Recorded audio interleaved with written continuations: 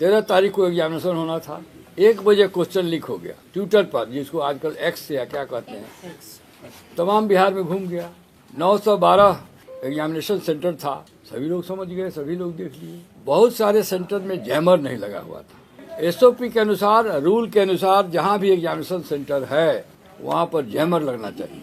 ज्यादातर स्टेशनों पर जैमर नहीं लगा, जहां लगा भी वहां बिजली कट गई कुछ समय के लिए, 2, 4, 5, 10 मिनट ही काफी होता है। एसओपी के अनुसार बिजली नहीं कटना चाहिए। क्वेश्चन पेपर एसओपी के अनुसार बंडल क्वेश्चन का विद्यार्थियों के, अभ्यर्थियों के सामने खोलना है। ज्यादातर स्टेशनों पर, एग्जामिनेशन सेंटर पर 912 में बंडल पेपर विद्यार्थियों के सामने नहीं खोला गया। ये सब दिखा रहा है अब 5000 अभ्यर्थियों का सेंटर चेंज हो गया है 2 दिन के अंदर। ऐसा क्यों हुआ?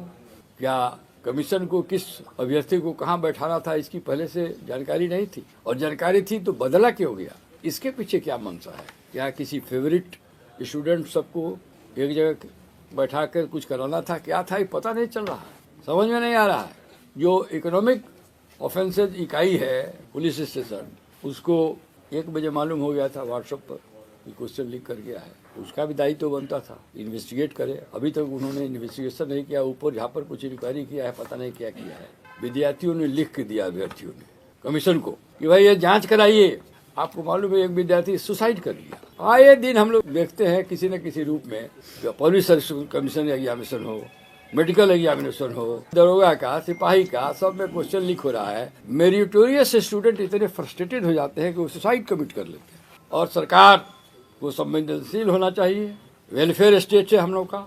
हमारा संविधान भी कहता है कि government should be responsible and responsible to the causes of student, general public. यहाँ तो सरकार बहरी हो गई है। लड़के आंदोलन में चले गए, गर्दनी मांग बैठे रहे। जब प्रशांत किशोर जी को ये मालूम हुआ बच्चों के साथ अन्याय हो रहा है, एग्जामिनेशन में धांधली हुई है, तो उन्होंने इनके साथ कंधे में कंधे मिलाकर इनका जो आंदोलन था, इनका जो मिशन था कि री एग्जामिनेशन हो, उसमें वो शरीक हुए। इन लोगों के साथ जब अनशन पर वो बैठे, अभी तक अनशन में बैठे हुए हैं। इतने अच्छे कॉज के लिए और जेन्युइन कॉज के लिए विद्यार्थी लड़ रहे हैं, परीक्षार्थी लड़ रहे हैं, अभ्यर्थी, और उसका समर्थन प्रशांत किशोर जी और उनकी पार्टी जन स्वराज कर रही है। इसमें कोई राजनीति नहीं है। एक गुड कॉज को सपोर्ट करना, तो राजनीति क्यों किया जाता है? पार्टी क्यों बनाया जाता है? कि चुनाव हो, अच्छे लोग जीत के आवे, अच्छी सरकार बने। अल्टीमेटली सरकार बनाना ही कोई फाइनलिटी नहीं है। पब्लिक की सेवा हो, बच्चों की शिक्षा हो,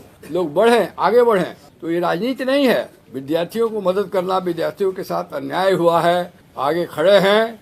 और अन्य राजनीतिक दलों को भी उन्होंने आह्वान दिया है कि आप भी आइए और इस मुहिम में विद्यार्थियों के साथ होइए। लेकिन कान जू नहीं रहा, सरकार के कान पे जू नहीं रहा। इंक्वायरी न कमीशन कराती है न सरकार कराया। इकोनॉमिक ऑफेंसेस पुलिस स्टेशन जो है वो भी नहीं करा रही है। अब विद्यार्थियों के पास कोई चारा नहीं रहा। विद्यार्थियों, हम लोग से मिले, विद्यार्थियों में ये जो पप्पू जी हैं यहाँ बैठे हुए हैं, पप्पू कुमार, और इनका एलियस नाम है किंकर कुमार या क्या, राम कश्यप, और सब विद्यार्थी आए।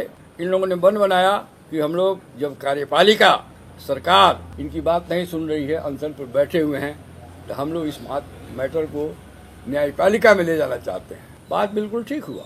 न्यायपालिका के सामने एग्जीक्यूटिव, कार्यपालिका आंसरेबल है। तो इन लोगों ने कहा, प्रशांत जी ने इसका कहा कि नहीं, इन लोगों की मदद करनी चाहिए।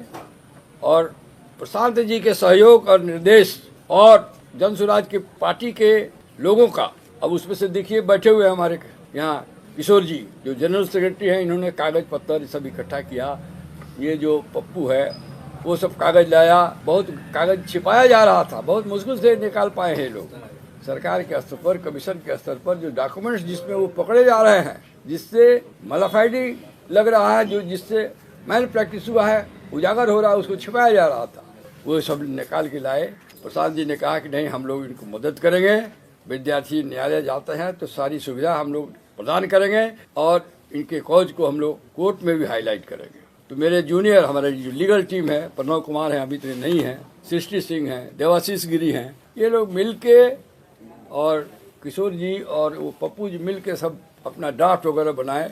क्या क्या खामियां हुई हैं, और खामियां 2-4 खामियों को हम बताया है, बहुत सारी खामियां हैं जो इलीगलिटी हुआ है। 28 सेंटर पर ग्लैरिंग वायलेशन ऑफ लॉ हुआ है, वायलेशन जो नॉर्म्स है एग्जामिनेशन का वो नहीं हुआ है, सब हम लोगों ने दिया है। कहीं पर इन्विजिलेटर ही नहीं गए, कहीं पर क्वेश्चन पेपर ही समय से नहीं पहुंचा, कहीं पर लेट एग्जामिनेशन शुरू हुआ, किसी किसी स्टेशन पर बायोमेट्रिक्स नहीं हुआ जो कि मैंडेटरी है, कुछ स्टेशन पर तो टीचर्स ही परीक्षार्थी को मदद कर रहे थे, हेल्प कर रहे थे, और some of the invigilators themselves were prompting answers to the at some stations। ये सब लिखे हुए बातों को रिप्रेजेंटेशन कमीशन को भी दिया गया है, विद्यार्थियों द्वारा सरकार में भी दिया गया है, लेकिन किसी ने कुछ। कमीशन का तो एक कारण समझ में आता है इंक्वायरी न कराने का, कमीशन तो खुद ही इन्वॉल्व है। कमीशन का फेल्योर है, डेलिबरेट फेल्योर है या ऐसे फेल्योर है, लेकिन ये बात अवश्य लगता है कि कमीशन का कहीं न कहीं कुछ लोग इसमें जरूर इन्वॉल्व हैं। अब जांच होती तब न पता चलता है कि कौन है। अब बापू एग्जामिनेशन सेंटर पर तो सरकार स्वयं ही मान ली है, कमीशन स्वयं ही मान लिया है कि जहां 173 क्वेश्चन सेट्स ऑफ क्वेश्चन गया 192 होना चाहिए था, ऐसा कैसे हो गया?